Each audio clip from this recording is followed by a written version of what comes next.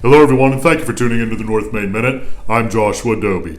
A big item with which many of our clients have and are dealing right now is the idea of financial scams. Now, before I scare you off, be aware that in this day and age, in our experience, it's not a matter of if you will be scammed, but when. And when I'm talking scams, I'm talking about everything from unsolicited cold calls, attempting to take money from you, to having your identity and credit cards compromised. So there are so many different ways in which, unfortunately, we can be the victim of financial scamming. And so we're seeing it very often with clients. We're having discussions with them about how to be protective and how to not really prevent it from happening. From our opinion, we don't think you really can prevent it altogether from happening, but can you be prepared and mitigate some of the damage or the kinds of impacts that it can have when it does happen? And we believe that there are. First thing that you want to keep in mind when it comes to financial scams,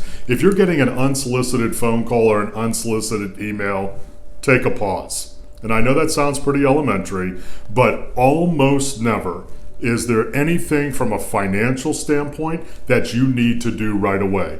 I'm going to say it again. Almost never. I don't care if it's a hot deal. I don't care if it's someone who's saying that, you got to wire money to someone in another country because someone has gotten into legal trouble or financial trouble.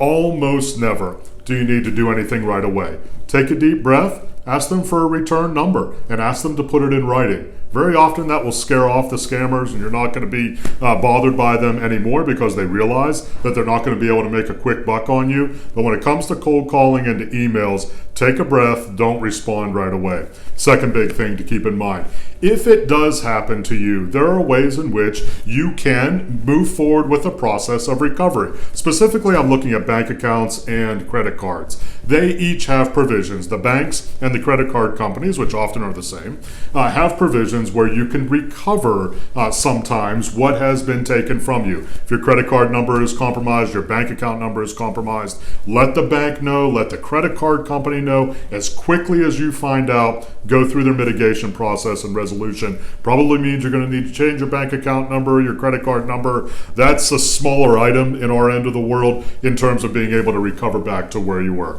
The third big item when it comes to scams as well, there are a number of different agencies and a number of different firms who will monitor your credit and monitor your financial situation for you and send you alerts whenever they see something that is new, either on your credit report or financially in your profile. We're not here to advocate for any one of those. There are many out there, several of which have been around for a very long time. We encourage folks to at least take a look at them. Not necessarily advocating that everybody should have that, but definitely take a look at them, whether it's a credit monitoring kind of space, financial monitoring kind of service that's out there. You definitely want to take a look at that. And then an addendum to that as well, take a look at your credit report at least one time a year. Federal law allows for you to be able to access that for free one time a year. There are 3 major credit reporting agencies out there. They all basically are collecting the same information. Make sure you take advantage of that at least one time a year to check your credit report to make sure there are no discrepancies or things that are out of kilter